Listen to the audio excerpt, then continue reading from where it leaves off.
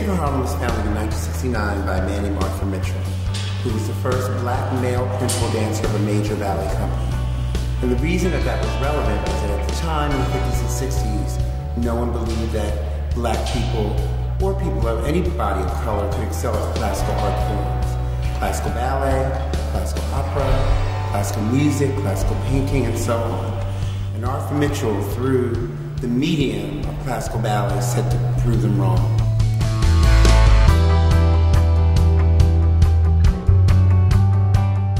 Okay, my name is Robert Garland, and I am Artistic Director of Dance Theater at Harlem's professional training program.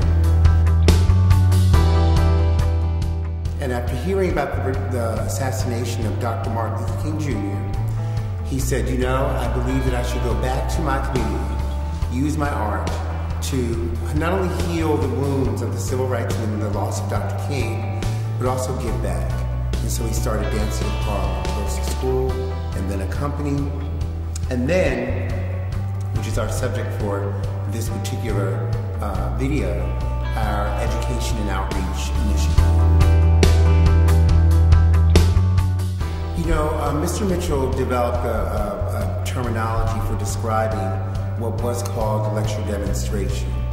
And he called it an informal presentation on the art and science of dance.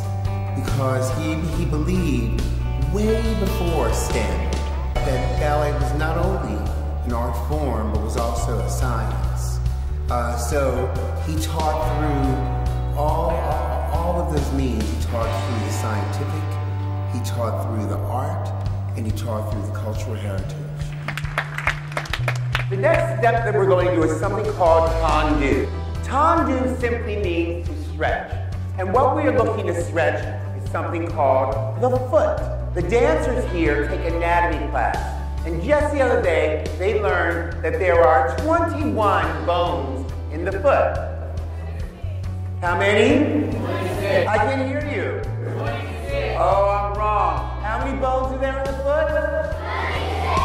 26 bones in the foot. The mission of Dance for Problems Arts Education program is to provide students tools that foster self-actualization, holistic worldview, and empowerment through creative literacy, active expression, and through social imagination, critical thinking, and reflection. So now it's time to see you guys do a little something. We need some volunteers to come to the stage and show us some of the dances that you're doing now. Yeah? All right, so we're going to play the music, and then you're going to start to show us some of your dances. Nice, very nice.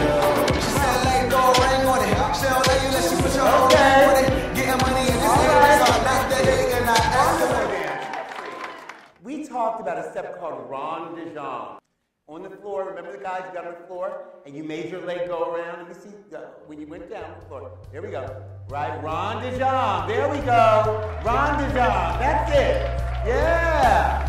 Through our program, we want to inspire and encourage young people, students, to be visionaries, leaders, citizen artists, and positive agents of change. Dun, dun, dun, dun, dun, dun, dun, dun, dun, dun, dun, dun, dun, dun. But when the swing was put into it, it had a much more bouncy.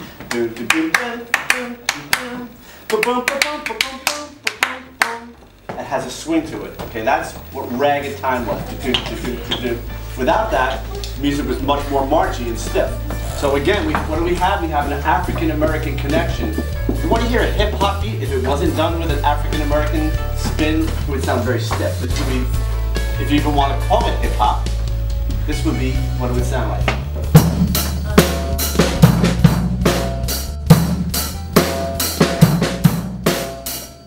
My name is Joshua Demetrius, and I really love this class because he teaches me about percussion and lots of other things.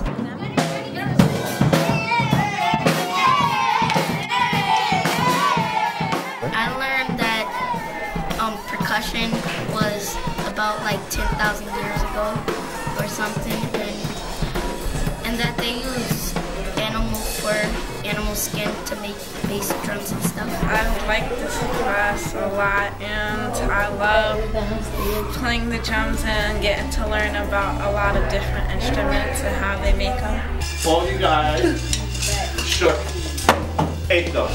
Ever shakers, play them again. Ready, go. I learned about using percussion, and I also learned that they use instruments during the Civil War. Hi, my name is Ronnie Negro, and I grew up in Yonkers, New York. I'm a professional drummer. I started playing drums at 13 years old, and been making a living at drums, teaching and performing since I'm 18 years old. What are these? Cymbals. Cymbals. Are they the same? How are these two different?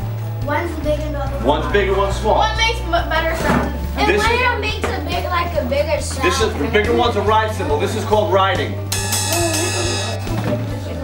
This is riding a cymbal. I'm riding this cymbal. The kids today were informed that percussion in its most basic form, where you strike or hit or rub anything, has been around for, we have evidence as far back as 10,000 years. We really wanted to take them from like what they know as drums, as like something like this, and this would be something from the Civil War, and these were used really to move armies and to move them, wake them up, and drummers would be able to communicate these rhythms without a loudspeaker, without electricity, and they would be able to communicate orders, when to wake up, when it's time to march, when it's time to eat, and on the battlefield, of course, in the din of battle, these drum cadences can be played in a way that when people hear this rhythm, they know to attack or they know to retreat. My favorite things are the ragtimes and the tom-toms and the crash and the ride, the cymbals. Hi, my name is Antonella Deli Carpini. I am the general music and chorus instructor here at Edward Williams Elementary School in Mount Vernon, New York. I teach general music for grades K through 6 and chorus for grades 3, 4, 5, and 6. And the class that we've been working, me and Ronnie Negro, who's been a fantastic, I cannot emphasize that enough, an unbelievable teaching artist for us here. We've been working with 4F. It is a 4th grade class, and this for this particular residency, they're focusing on ELA and learning how to tell a story, beginning, middle, and end. And Ronnie is brilliantly doing that by teaching them the story of the drum set and how that in of itself is a story, and it has a very deep both African and American roots. What I learned today is about ragtimes and when the Civil War started and ended, what the different parts of the drums are called. It's because a lot of these students have a great deal of test anxiety. This is my 2nd year at the school, and last year when I proctored the test, I could see it. When they were taking their test, they got nervous. I saw them trying to breathe. I saw them just completely tense up, and they were just grasping for something in their memory to help them remember what the answer is, what do they have to write about, what do they have to put on the paper. And an experience like this, working with a residential artist from Arts Westchester on such a fabulous project, that is going to jog their memory. That is going to enhance their performance on their tests, and it's going to enhance their performance in other classrooms as well. In 2012, the National Endowment for the Arts released a study that showed students who participated in arts-related activities scored higher in science, math, and writing. And it also showed that students who participated or engaged in art activities were also 3 times more